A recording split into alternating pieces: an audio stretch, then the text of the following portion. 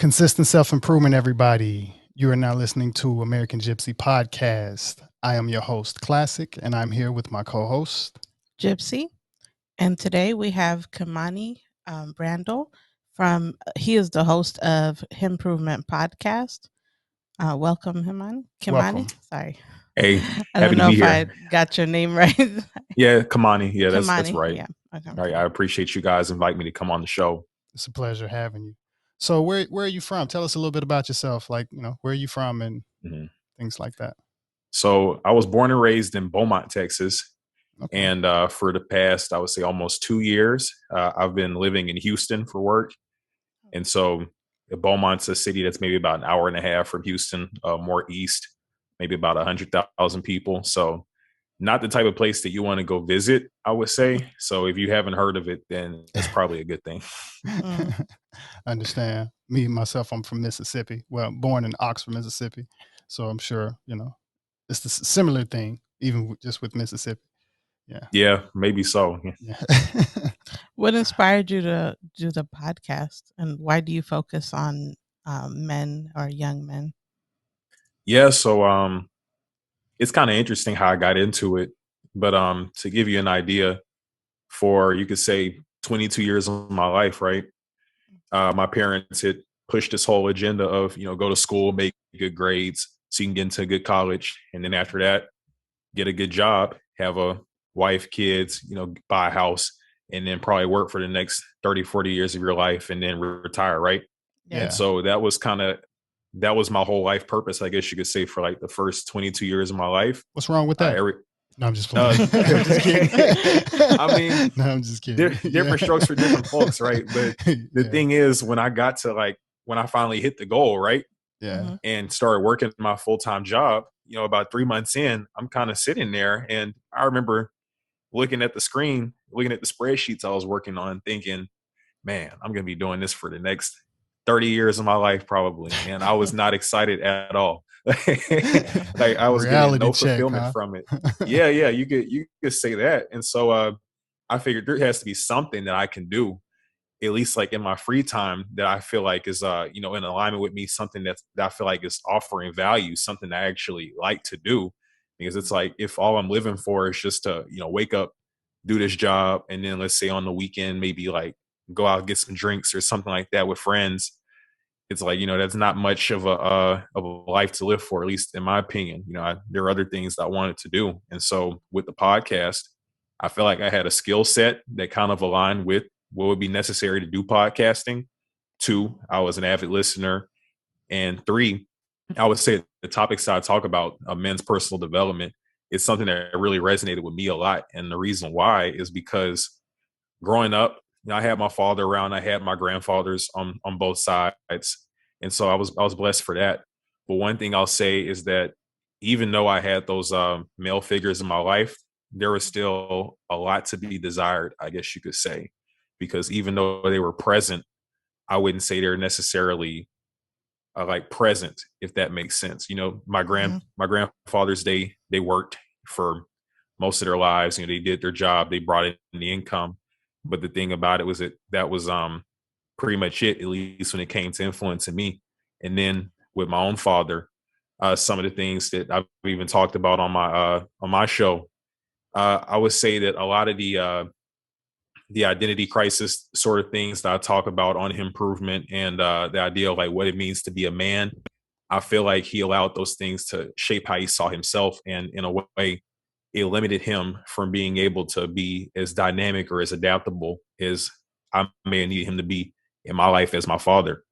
And so a lot of those areas I may not have been developed in. And so now that I've gone through like the hard knocks, I guess you could say, to try and be a more well-rounded man, be a healthy man, to be able to foster good relationships and to have a productive future, I figured, why not try and help other guys learn the same stuff? So that way, instead of, doing like a 6-year personal development process like I've been doing since college, they can learn it at 18, 19, 20 years old, or whenever they tune into the podcast. Right. That's pretty nice. So what are some of the things that I guess you would, or some of the tips that you would give some of the people that may have been in your situation, just some of the top tips that may have, similar lifestyle, came up like you, dealing with certain things. What are some of the tips? Where do I start?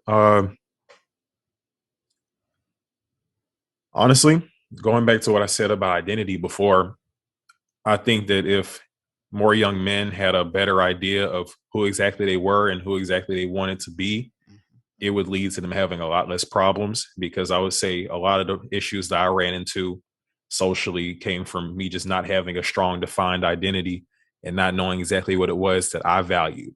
Everything that I was trying to do in life, everything that was important to me, the reason why it was important was because someone else told me that's what was supposed to be important to me as a young Black man.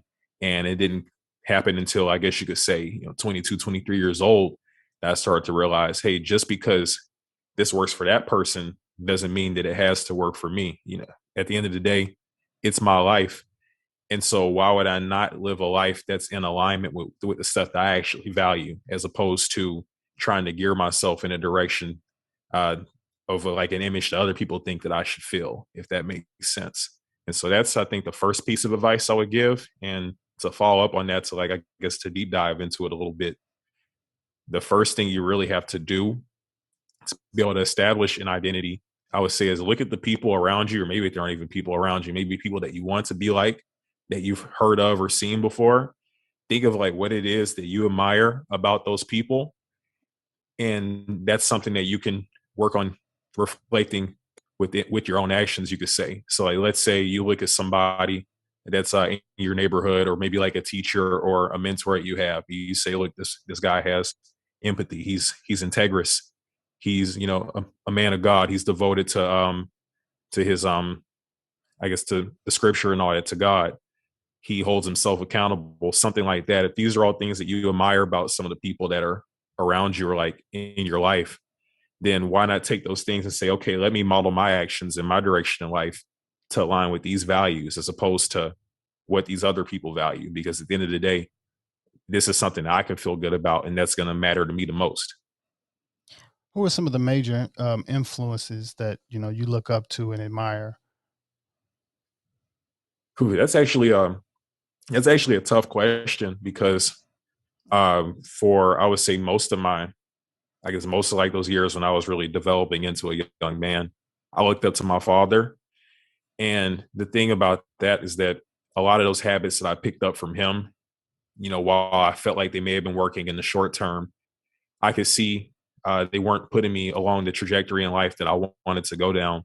Once I started to get a better idea of what my values were, and also I got the chance to be around healthier people, moved and went off to college.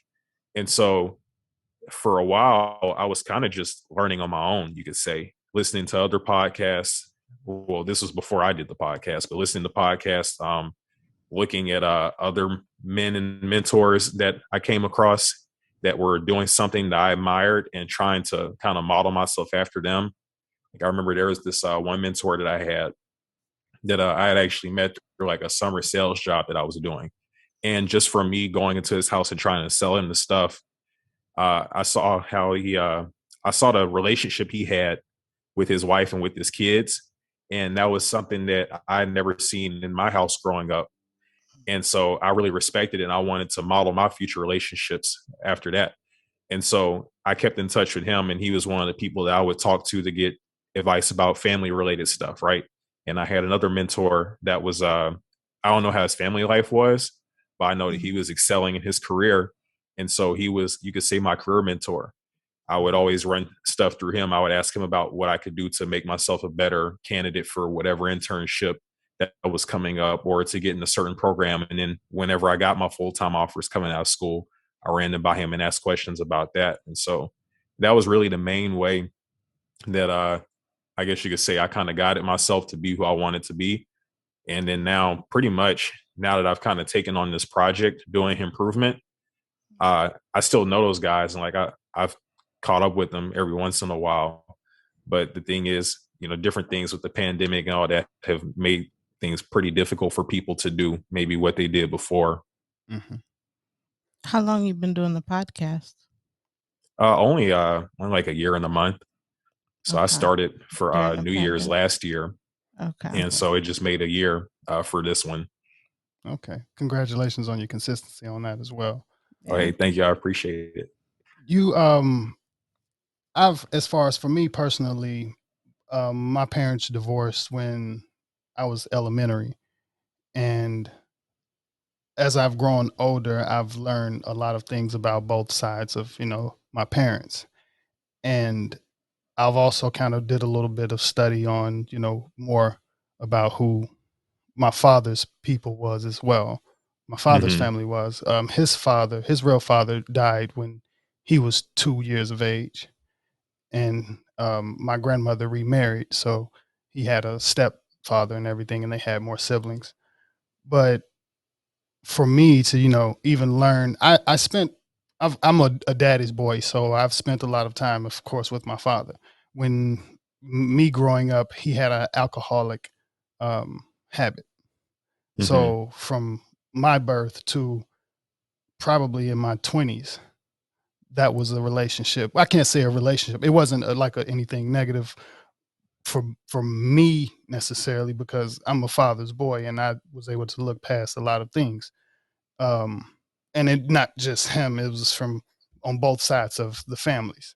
So it's more of generational things. And sometimes we have to look at some of the generational things that has been put into um, the household of some of our families.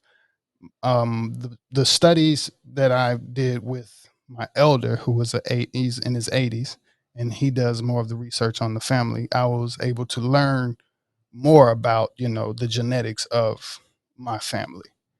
And it's not like, even for me, the older I got, it's 5 of us as well. I'm not sure how many siblings you have, and we all have the same 2 parents as sisters. well.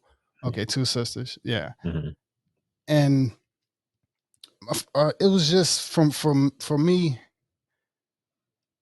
I've had my moments, I could say, with maybe in my 20s with my father as well, but I got, like I said, to live and to understand the science or what's going on, or to get a reason why certain things, didn't work out. Like, I know you can, wonder why your parents' relationship didn't work out. Was it this way? That's way. And sometimes you have to go through a Mm-hmm. relationship of your own to kind of maybe get an experience and maybe see, like, wow, okay, maybe this is what happened or this is what happened. So I was able to kind of go and read between the lines on my father's upcoming to kind of just see what was the root of some of, his adult behaviors.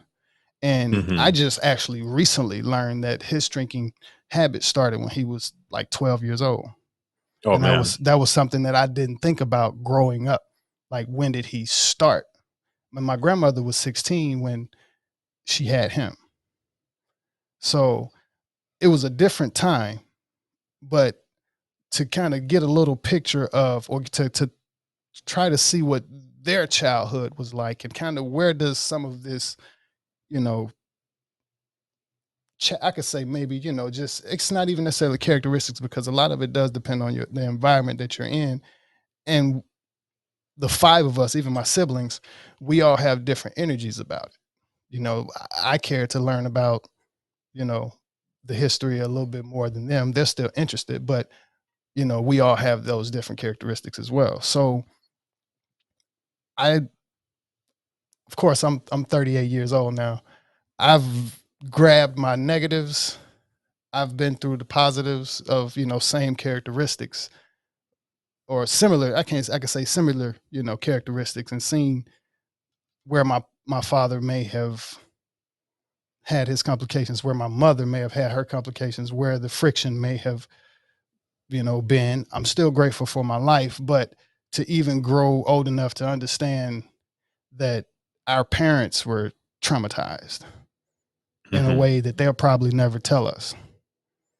And their parents were probably traumatized in a way that was probably kept a secret from them. I've even learned about just myths in the family that just was created from those traumas as they told us, yo, you can't go fishing on a Sunday, from my grandfather's trauma, which had nothing to do with the Sunday, fishing on a Sunday. There was nothing wrong with going fishing on a Sunday. But those things are, they stem from something that we have no idea. So even to, take a little time to do a little research on the relationship that, because I know without a doubt, I could almost feel that I probably still know more about my father's family than he does. He was a carpenter. Mm-hmm. But it's something that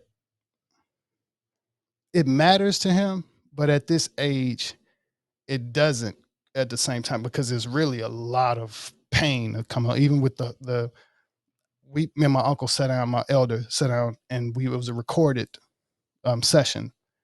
And yeah, there's a lot of pain there that my father probably doesn't know about, but at this age, it won't even do any good to, is it more pain, or is it just it's good to know, but for him personally, I could say that, yeah, it'll be extra on him.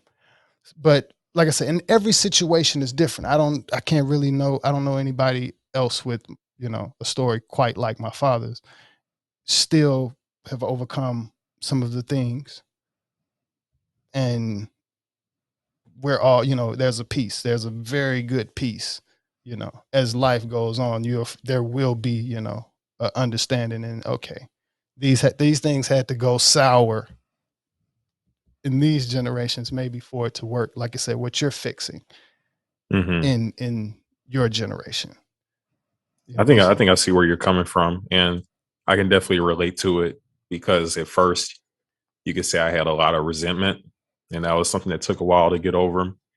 But something that helped me to be able to get in a healthier space and kind of take on that same attitude that you're talking about is really just empathize and kind of putting myself in the shoes of those men that came before me and that came from doing their digging, like you were talking about, kind of putting myself in their space to see what it was they dealt with, or maybe ask the question of what is it that led to them being the way that they are, maybe having some of those struggles that they deal with today. So I can definitely relate to that. And, I know that things are not ideal for any of them. My grandfather on my mom's side, I think he grew up with what was it, like at least like 13 or 14 other siblings all in one house. Wow. Yeah. And so, there are definitely different dynamics that come with that have led to him maybe having some of the struggles or maybe personality traits that he has right now. But there have also been good ones too, some that I've come to appreciate, after coming to an understanding of that. And then on my grandfather's side too, grew up on a farm. All he knew how to do pretty much was hard work. And he Vietnam veteran and everything, and the challenges that came with that, not only physically with him being disabled after the war, but even mentally too, seeing friends die and that sort of thing. So I can definitely see how they probably got to the point where they did. And then even my own father, seeing how maybe you could say like the bravado, or like that I guess that role or that face that he put on, something I came to realize, or at least, my assumption is that it was somewhat of like a defense mechanism. It seemed as though he had to put on this face, or like, find a way to show his importance, or, how smart he was, or how much value he could bring. He had to find some way to enforce that on people, because if he didn't get that recognition, then I feel like it might have made it to where he would have had to really sit down and reflect and see what was going wrong in his life. And something that I'd also like to add to this is, while it is good to empathize, one thing I will say is that, like, the people that I fully respect and the ones that I can't really be upset with are the ones that acknowledge what it is that's going on with them and what's wrong, and they take the actions to make a change and to be better. Because you do a personal development podcast, I do a personal development podcast. I could very well say, oh, look at all this, trauma or these challenges I've had from my upbringing, right? Hey, it happened to me, and, I'm like this for a reason. So let me just, be that way And, if my kids come in the future, I'm going to tell them, hey, this stuff that happened to me, if that happened to me, I wouldn't be passing down this trauma to you. I mean, technically, I could do the same thing that people before me did.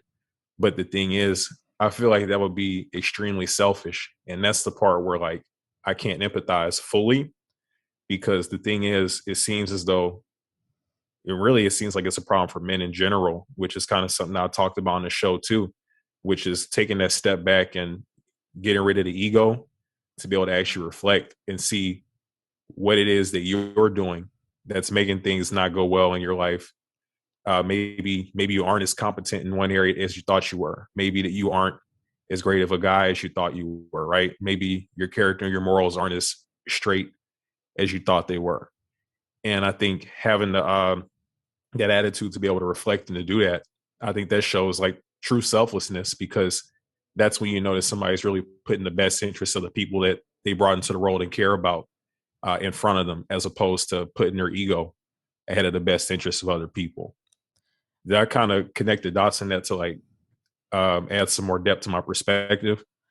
Yeah, I was gonna add to that, like the mental health and wellness and personal development wasn't really something that everyone was talking about back in the day. Like Yeah, right absolutely now, not. it's Yeah. in the forefront. It's the hot topic. It's something that everyone is focusing on. But, back in our parents' days, they didn't really know there wasn't really conversations on how to deal with PTSD or how to deal with trauma or anything like that. So they bottled it up. And now, we can benefit from all this information that's out there and say, hey, like we changed our life, why can't you do that? But that information wasn't so, or maybe it was, I don't know, but I Not as just It like feel wasn't like it popular, because you not just as didn't have wasn't as prevalent. you didn't even popular. have the internet. You can turn on the internet Yeah, now and it you was just a see bunch of self hippies motivation, doing everything. stuff. Yeah. Mhm. But So it's yeah, their environment that kind of, to a certain degree is where you learned enough things. But I could say, well, however, forgiveness is something that I could say was a super key growing up, and kind of it helps to recharge some things. Also, it doesn't really matter who you are as far as any kind of parent. If you're not mentally healthy, you know, it's not it doesn't matter, as far as with your, whether you're going to be able to function at your job, function at your, your career, function with your kids. Even I guess a little bit experience now, I don't think your life is ever going to be quite as perfect as you want it or to go right. You mentioned, you can question why certain things aren't going right. Sometimes you have to wonder, what are those things that aren't going right? So if Mhm. your job is going right, your career is, booming and everything, but it's a balance. No, you don't have a balance with the time and family type thing. It's going to, create a problem. It's not going to, it's going to be considered, it's not going right, because if there's, something wrong with the family or you can't do certain things, your success, yeah, it can go good here. It don't mean it's going to go there. Having a balance and Mhm. kind of knowing an emotional balance is something that we weren't quite taught. Like I say, my generation wasn't quite taught growing up. So it didn't lead for a healthy house, or it didn't lead for a psychologically healthy person. It didn't lead for good parents, because it's a tough definition of what you really can call a good parent. You have any kids? No, It's no. a hard Luckily not yet. definition Yeah. of what you can call a good parent, because you still have to look at the kid. The parent could be like, yo, I did this, I did that, I did this, I'm trying this. And the kid can grow up and become the adult that the kid want to become. Whether it's negative or whether it's positive, the kid can grow up and blame the parent for being such a great parent. You never know.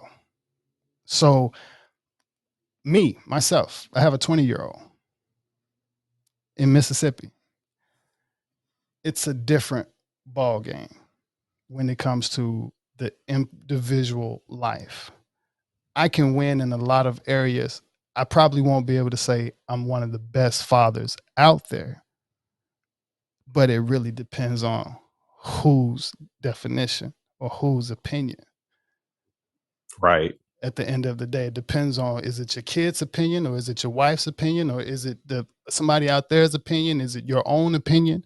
Because right now, a lot of men still have to encourage themselves to feel like I'm good enough as a man, or I'm good enough as this. So one of the things that I've noticed with my mom and growing up as an adult, is 4 boys and 1 girl. She's not the most encouraging all the time, I'm guessing. So even to do the math on 1 + 1 = 2, what could my mother may have said to my father at his lowest? You know, who was there to kind of pull him out a little bit? And sometimes, right, I can see the connection. Right. I'm happily married. I could say that. A lot of men can't say they're happily married.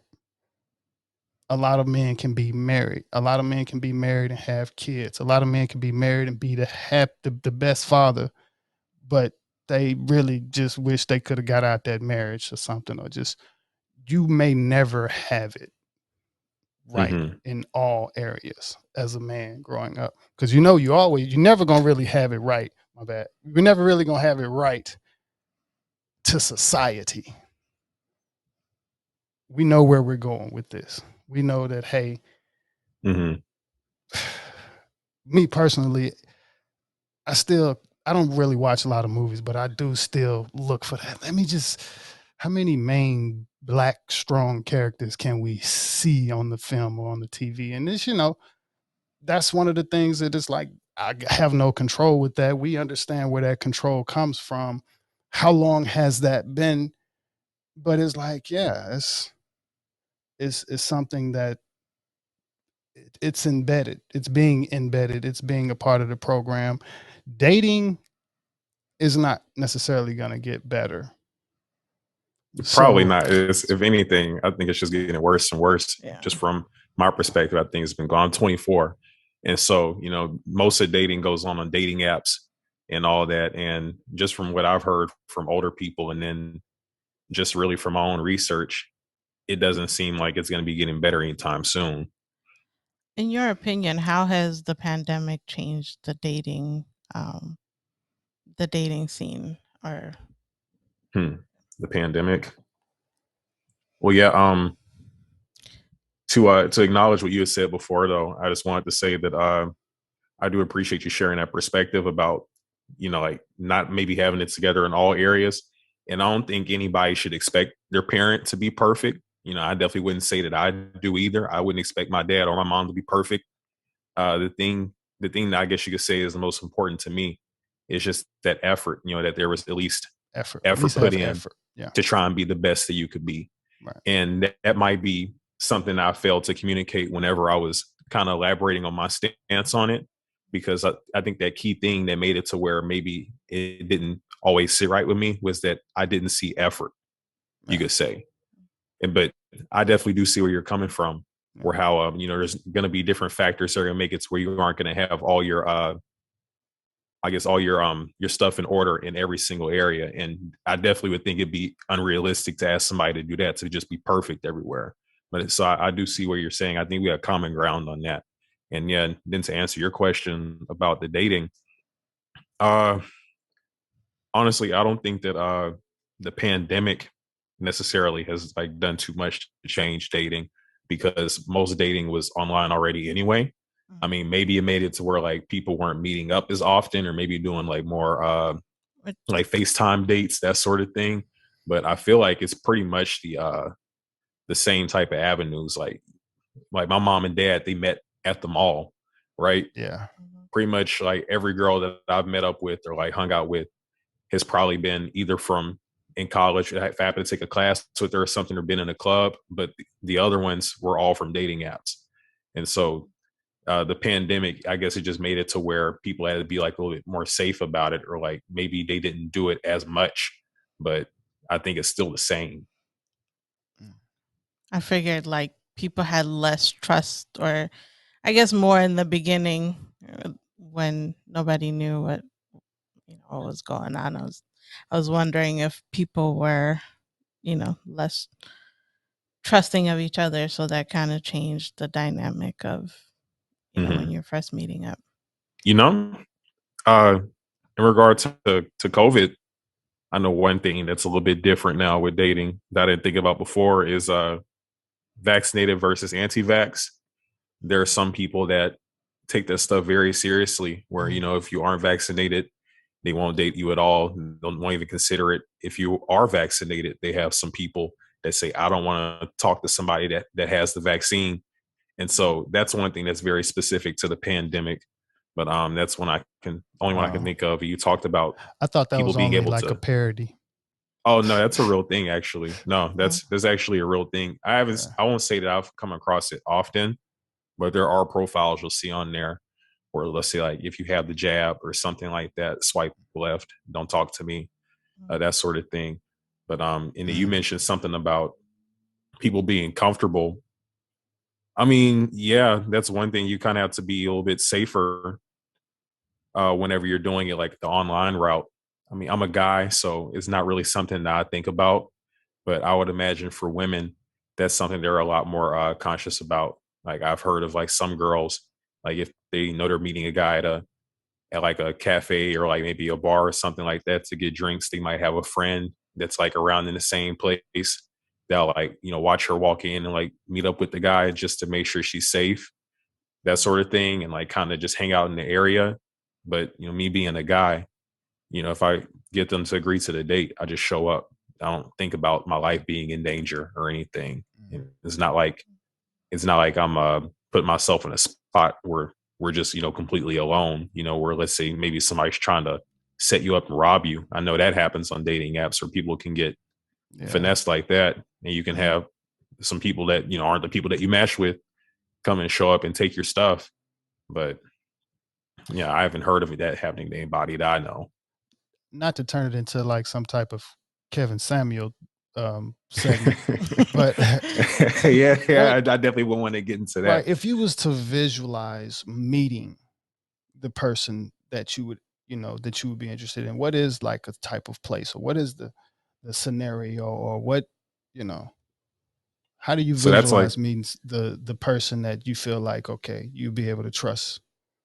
She'll trust you, you'll trust them. There won't be any type of thing. So that's like the magic formula we're all trying to figure out, I guess. But I would say, let's say, like, if I met her like at church, or are the churches open there? Yeah, churches are open in Texas. Okay, for the most part, anyway. I'm not sure if they're still open here. Pretty much everything has been open since like last, I would say, like maybe like last March or April, maybe, probably even before that, actually, now that I think about it. This stuff has been open for so long out here. I mean, the only thing they have you do is wear a mask in some places, but pretty much everything has been open for the longest. Okay. But maybe church, or I don't know if church is open here yet. We don't have really go to church here. We're spiritual, but yeah, we don't, not just big on religious. I grew up in the church. Yeah.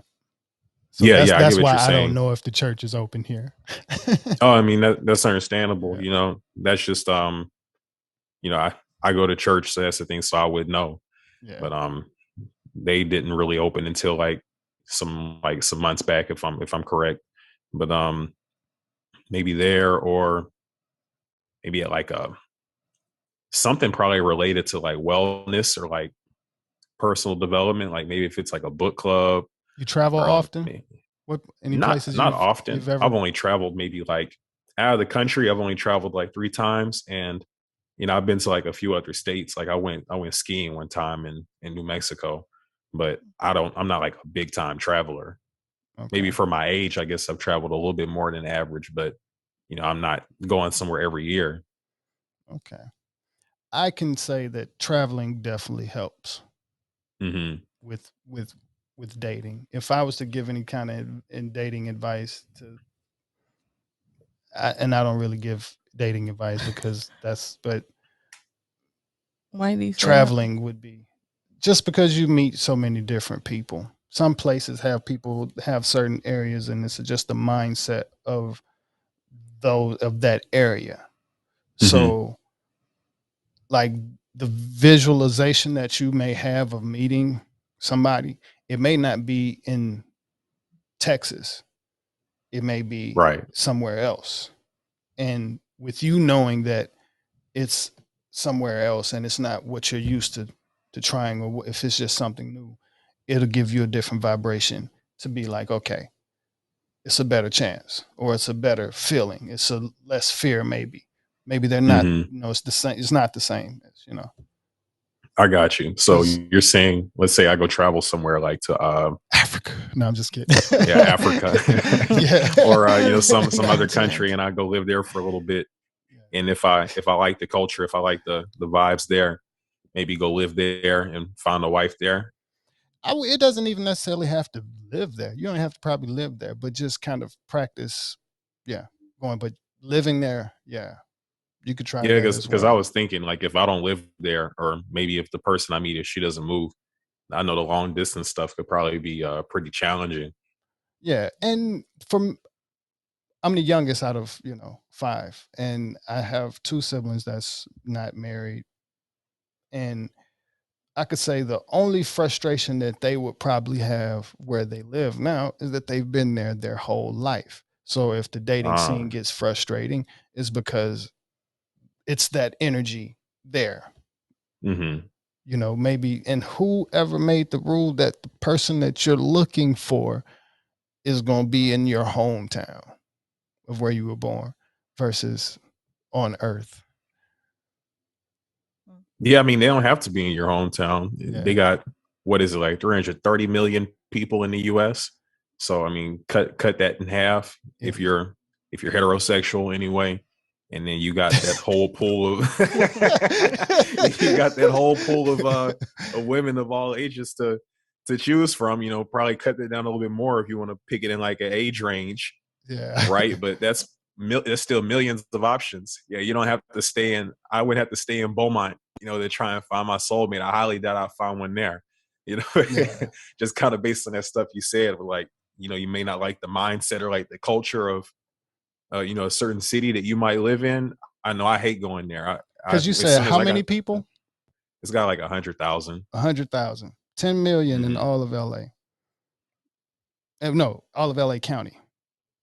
So, of course, the bigger, the population, 9 times out of 10, you got a better chance of finding, I guess, the person to connect with.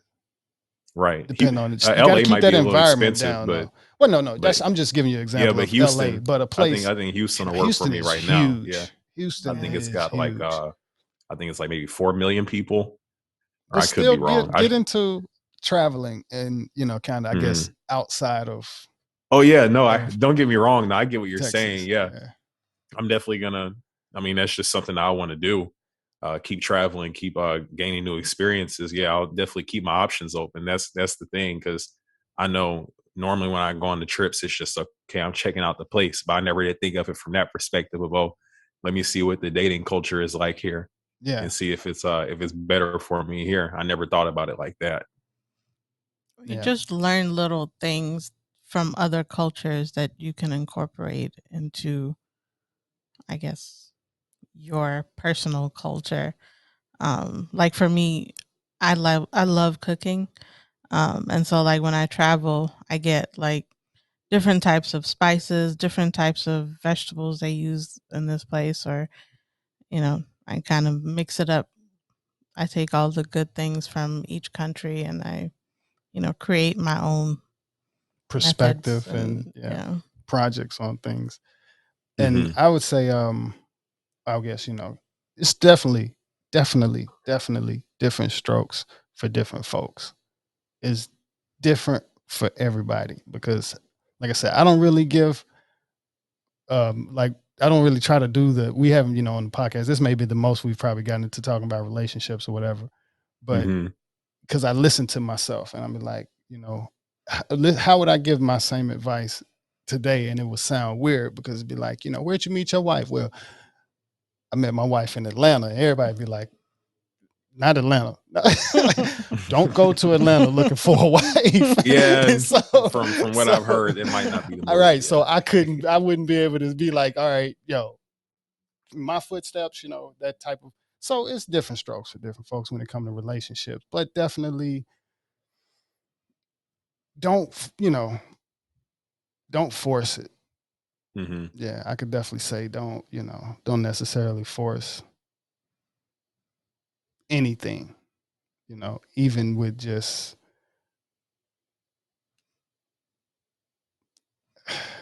you'll feel it in your gut. You'll feel it in your gut. Like I said, Father, definitely trust your gut and try not to, I ain't gonna say try not to, try to love as much as possible. That's something that I definitely would say from the beginning of the relationship and just try to, one day at a time, make sure it's a love foundation. They teach in movies, break each other's heart. No. Allow each other to change too. Like, yes, people get used to how they are when they first meet each other, and then they're like, okay, this is how I am and this is how you are, and they kind of get stuck with that. And they want to change, and everybody's allowed to change, and letting each other morph into the people that we want to become without feeling like, oh, I have to stick to this character or this, so yeah, allow each other to morph, I guess that would be. Yeah, because you're always gonna change, and there's a stereotype that a lot of people have about your relationship that you don't even have yet, and they got the plan already kind of for how they can picture your relationship going and stuff. It's set in a certain way. Of course, that's perspective. That's from TV. That's from the reality TV shows. That's from just really, Hollywood in general. And a lot of people build their relationship off, just a low vibration and distrust. I'm gonna have my secrets, you keep your secrets, and we both keep our secrets. We spend time with each other. We learn to do, it's still different strokes for different folks. Like I said, we got to trust that a lot of people don't have, but don't do the name calling thing. Try not to do the name calling thing. There's a generation that has been taught to break each other's heart and say, hey, forgive me. That's love. If you love me, you'll forgive me for hurting you. No, that's not necessary. That's not. Then we're in a society now where people feel like that's necessary. And you mentioned effort, and trust me, I definitely understand what you mean on effort as far as from your pops. I remember I watched a segment. I think, who was it? Was it Gladys Knight, or it may not have been Gladys. But it was a certain part on TV where there was this father and there was this woman. He had 2 daughters. She basically accused him or created a lie that he was molesting them. I think I remember that. I think that was that? Ayanla Fix My Life, and he had the 3 daughters, and the mom was saying that it was like the middle or the youngest daughter saying that he was molesting her, and the whole time she ended up believing it all for him to take the polygraph and for the mom to take it, and then it turns out it was a lie the whole time, and then the mom didn't even care that she lied. Right. That part. Her thing was, why didn't you try harder? Oh yeah, I remember her saying that. I was just sitting there just dumbfounded, like in disbelief that of all things that she could have said in that moment, oh well, you should have tried harder. Yes. Crazy. And sometimes people will feel like that's a foundation of love. No. Mm-mm. No. Yeah, I don't know So about that. love can come pretty easy. It's going to be some hard things in there. Even just like Jada Pinkett said, it could also be devastating. You know, at the end of the road, it's going to be some devastation at the end. But the longer you can go in relationships, even for, certain people that feel like, all right, I'm going to sling out, bitch. We mad. All right, bitch, what you do, such and such. No. And that's one of the things, even both ways. Females, same thing, feel like, okay, I can say whatever. It's not necessary. You can have a disagreement, you can get that understanding, but don't be Hollywood with it. Hollywood is Hollywood, and them people cut. All right. And they go home and do their own thing, and their relationships be just as destroyed as well. As we see, everybody please send positive energy to brother Kanye West.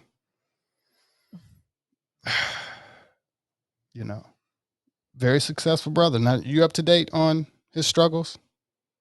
I know he got divorced from his wife, and then she's with a comedian now, and he's trying to see his daughter or something like that. Probably that part too. I'm not sure, but what he's posting on Instagram, and that's just all what I'm seeing from Instagram, and what he's releasing is just about how he wants to keep her off TikTok, or he was trying. He don't want her to be. He's against her being on TikTok, and you have the other issues. But like I said, he's done. He's successful. He's trying to get everything right. But you still have these situations in what they could say was rooted in love. These people have kids together. So definitely don't paint your relationship off that either. Find your relationship or find your soulmate. And hopefully, people have to learn what a soulmate is. Some people know what soulmates are. Some people have no idea. And I say a good marriage goal and what helps longevity is to build a career together. Like you said, you still families, get your own businesses, start a business together as a family. That's a similar thing. They still teach, kind of, get your job. He have his job, you have your job, y'all have his friend. I mean, he had his friends, you got your friends, and y'all that way. No, if, in relationships, you should be able to spend, unlimited time together. People don't understand it. Yes, you really should be able to sit there, talk about everything, and really be able to spend unlimited time together. Yes, you're gonna want to spend time away. My bad, but go ahead. Yeah, I was gonna say, don't you think it's kind of crazy how people want to take all this advice to all their relationships after these people with dysfunctional relationships? Yeah. That's always been pretty interesting to me, that people will look to these celebrities and they'll get like this Hollywood type of view, kind of what you're saying about like what a relationship is supposed to be like, and I feel like they think it's cute. I feel like they think it's like entertaining or like exciting. That's all it is, to have like a celebrity type relationship. But really, looking at what's happening with these celebrities, it's like, why would you want that in your life? Why would you want that happening? And it's always been crazy to me that people will see that stuff and say, yeah, that's what we're going to do too. Yeah. I'm going to cheat and all that. He's going to cheat, and then we're going to make up or whatever. And we're going to have separate funds. We're going to do this and that. We're going to treat each other like we're disposable. If he does anything wrong, I'll just go talk to these other guys talking to me on Instagram. I mean, it's really crazy to me. And you could even like think about like the narcissism at play too, where some of these people think like they're so special and so unique that they think, even though it's not working for 99% of these other people that are doing the exact same stuff, it's going to work for me though. I'm going to be able to have my own little money and do what I want to do, even though nobody else can get this type of guy. I'm gonna be able to get this type of guy that's a millionaire, 6'3", and all that, because I'm that special. Or even on the guy side, guys that might not be doing anything with their life, or maybe not enough to be getting these type of women that they're expecting to get, and they think that that's what they deserve. And it's like, who do you think you are? So yeah, I can definitely see where you're coming from. Yeah. And anybody that looks to, I would say anybody that's looking to people that aren't even like attainable to them to see how they should model their relationship, I think that's just the wrong way to go. I would say try and find somebody that's like near you, like somebody you can actually go and talk to that has a relationship you respect, and go from there. Don't look at, I would say, don't look at these celebrities and all that. We're the only reason why they're even staying together. It's just because, they have kids, or, because they don't want to lose half their money. Yeah. Yeah. And it's not even just the celebrities. As we see, it goes into, yeah. I mean, other people everybody modeling their relationships after celebrities too, regular people thinking that this stuff is cute, that this stuff is entertaining. That's how it's supposed to be. People getting energy from that type of stuff, thinking that's how like life is supposed to be, to have all that like constant turmoil, and trauma and all that. You're not supposed to be. It's in really that. ridiculous. Yeah, you're not supposed to be in that. So that's why I could say, just try as much to just kind of keep your relationship founded in, foundation of love, and just being considerate of, reality or life, just the ups and downs of life. Sometimes she's up, sometimes I'm up, we've taken our turn. The longer you live, you could be together 40 years and you'll see like, hey, this was not what we pictured, but we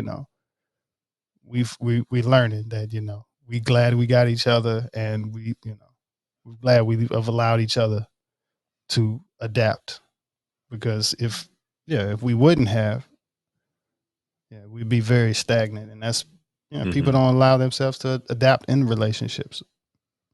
It's hard, and it is hard. I give everybody. I don't think people really even know what love is. I know, like you were saying, to root the relationship in love, but I feel like so many people haven't even seen love around them. Like, I don't think most of these people that are doing this stuff we're talking about even know. Maybe that's why they're and it's kind of generational looking towards this stuff. Yeah, to go back to the beginning of the subject, is some of it is even generational. You look back into some relationships, and it's like, it was a lot of heartbreak in some things. It might have been some outside kids from here. It might have been this, Yeah, this type of stuff wasn't acceptable when my parents are growing up. Like their parents, my grandparents, like if you got divorced around that time, or like if you were a single mom or anything like that, that was looked down upon back when my parents were born, like around that time. Now it's kind of like commonplace. It's generally accepted among society. But yeah, back then it's like, okay, the norm is for you to have a wife and for y'all to stay together and have kids and all that. Even though a lot of those times those relationships weren't doing well inside the house, right? It's just kind of different, like you were saying, where it's a whole lot easier to see the dysfunction. It's kind of a people's relationships today. There's pros and cons to that, I could still say, to a certain degree. Yeah, definitely. If you look at it, because it's like some relationships, it might have been healthier to, or actually probably shouldn't have been together. And it's the time that we're in now. It justifies so much of the permission to a certain degree when you're kind of looking at it, because you got some terrible relationships out here. You got some people that's tricked into relationships, and different cultures. The funniest, what is it? Like arranged marriages and that sort of thing. Mm-hmm. Man, it's all the way across the board. But not even just with that, just from her makeup looked good. Or, that's where we living at from different back then. You probably didn't have that case, but right now, you don't know. The lifestyle of a lot of women is, makeup every day, wig every day. You'll never really see my natural face, but that's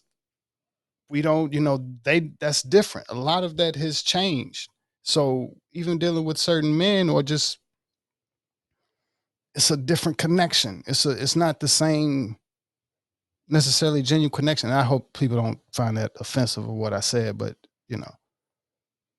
I can see where you're coming from though. And honestly, anybody that, probably takes offense to it, they might have to do some reflection, because I think that a lot of relationships nowadays are kind of what you're saying, like very shallow. They aren't necessarily based in, like mutual values or Right. anything like that. It's more so who do I look good with? Yeah. That's how it seems to me. I mean, like I'm young, so I don't know everything, but just from what my perspective is, kind of what I've gathered, that's what it seems is like mainly the most important thing for a lot, not all, but a lot of young people. Yeah. You can just ask somebody, what is it that you look for in a partner? And I guarantee you 8 or 9 out of 10 young people will all say stuff that's interchangeable among pretty much anybody that you can swipe on the dating app. Mm. It's not going to be anything that like makes it to where it's something that you would see value in that person that's unique to them and want to stick with them.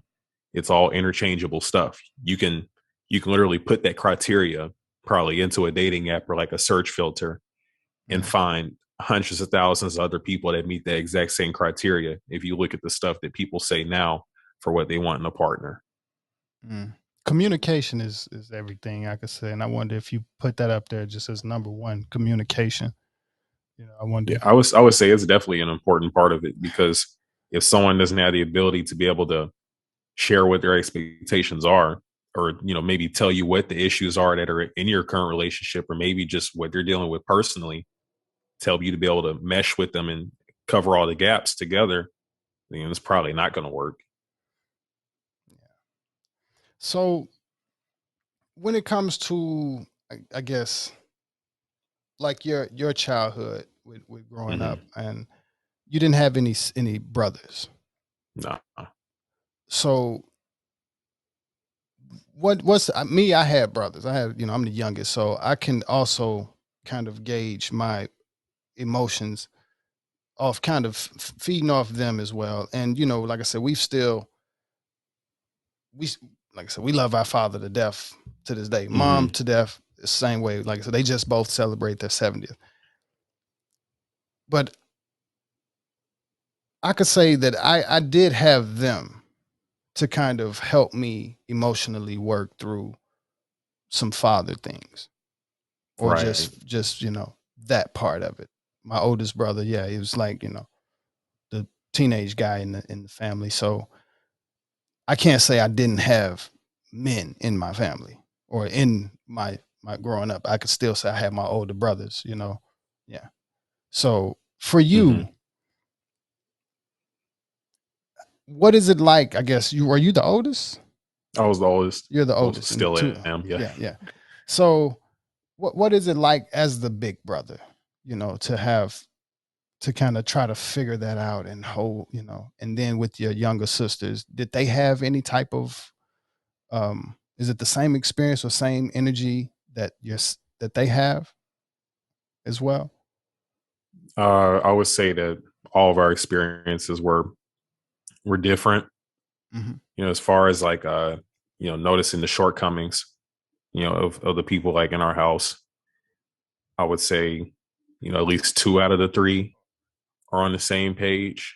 So to give you some more context, I actually haven't spoken to my dad in about 2 years now. Okay. And the middle sister, she's supported by him. She's off in college now, but yeah, she lived with him for the rest of her high school years, and then went off to college and still goes back and listens during the breaks. And the younger one lives with my mom and my stepdad. And so, at least 2 out of 3 of us kind of see things the same way. But as far as experience, like how it affected each of us personally, I would say it's a completely different dynamic, because for one, you kind of talked about having like somebody to be able to, I don't know if you're getting it, like maybe like somebody to vent to or kind of talk stuff out with. My brothers, yeah. Yeah. So that wasn't really an option, you could say, especially during the times when I was living just with my father, because my parents, they had split up multiple times. And after they got divorced, I lived with my dad for the majority of that time. And then after went to college and everything, and, we got into, our own disagreements and all that in college that led to us not speaking anymore.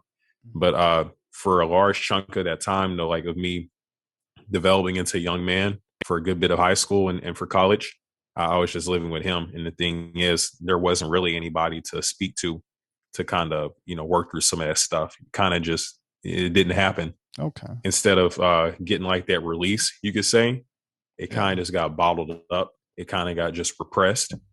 And it led to me letting that out in some negative ways, you could say, for those few years, like when things were like that. I did the it wasn't same. really, huh? I said I did the same. Yeah, definitely. And so that's how that went. And as far as like, the treatment among, me being the oldest and being a young man and then having two sisters, you could say that something that seemed to be the case was that my issues, my problems, maybe my insecurities and things like that, and me needing assistance with things took a back seat to what the young ladies in the house needed. And I definitely don't agree with that, because at the end of the day, still a child too. But like I said, it kind of goes back to what his view of a man was, and that identity, that mask that he put on, thinking that a man needs to be independent and everything. And yeah, I would think, at least to a degree, a grown man should be independent, at least financially, in that sort of way. But you have communities and friends and all that for a reason. Mm-hmm. But to put those expectations on a young man, that's 15, 16, trying to figure things out, that's a whole lot of pressure, and end up leading to some unhealthy results. So that's how you could say my experience went. I understand. Any questions? Did you have any questions? I think I had one more, but it might have slipped away at the end. I don't really have any questions. No. Okay. Well, before we close it out, yeah, go ahead.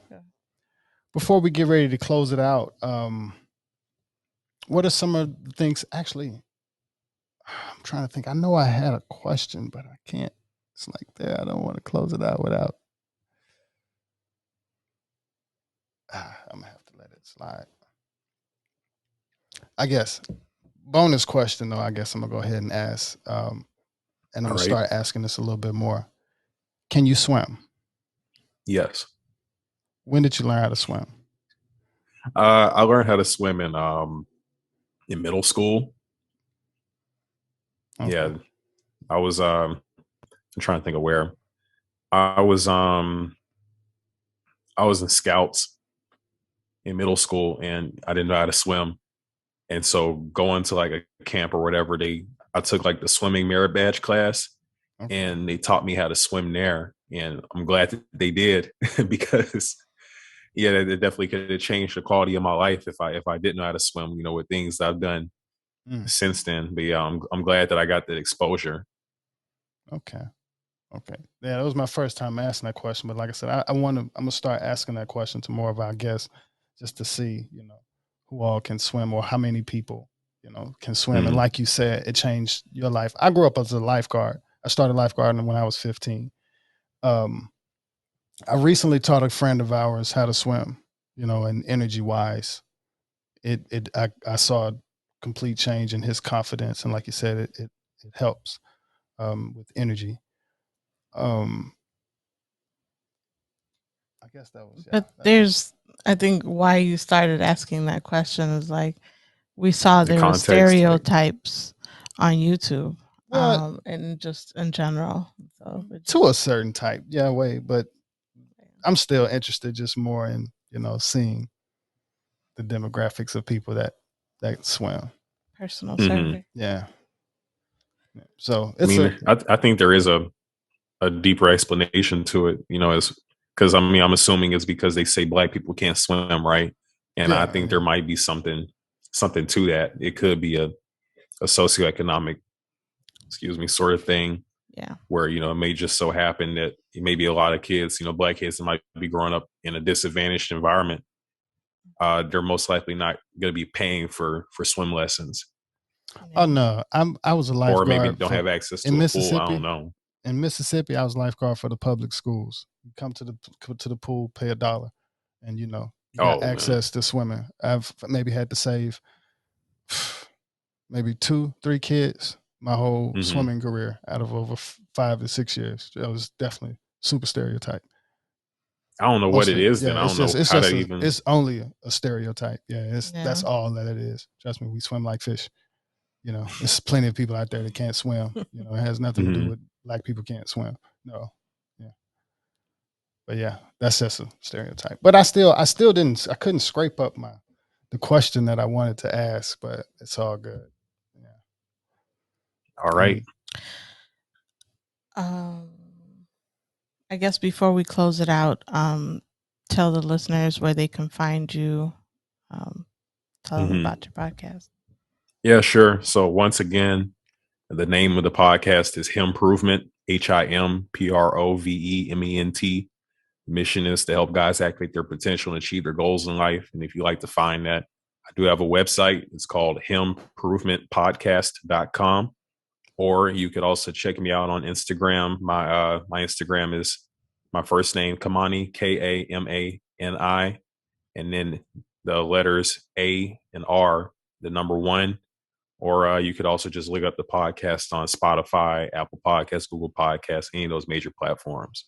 Yeah, and we'll have all of this information in the description, so you don't have to worry about writing it down. Yeah. Meditation. Oh, okay. You have any experience with meditation?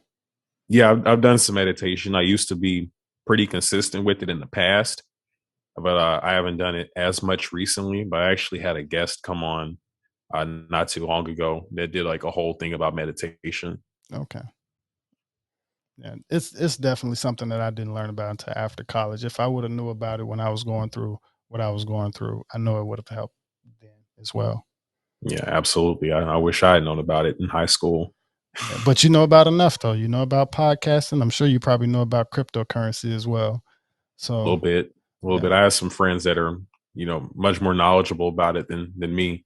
And so I just get the advice from them. Hey, that's the environment that you really want to be around. Our parents didn't have them type of people. I mean, they didn't have crypto either. But yeah, all of that. Like I'm saying, it's just a new time, man. So grateful to talk to you. Appreciate your time and consideration. And yeah, likewise. I appreciate y'all giving me the opportunity to come on your platform and chop it up with you guys and appreciate the tell people about what I do. I definitely appreciate the genuine conversation, even, sharing with us about your experience and everything. Oh, yeah, no problem. Yeah, I try and be as authentic as possible. I feel like that's the best way to help people, right? Yeah, and I'm here to learn from you, man. So we appreciate you for everybody. And for the podcast, you can find us at AmericanGypC.com. You'll have access to all the episodes, the videos, and we have merch at luamlee.com.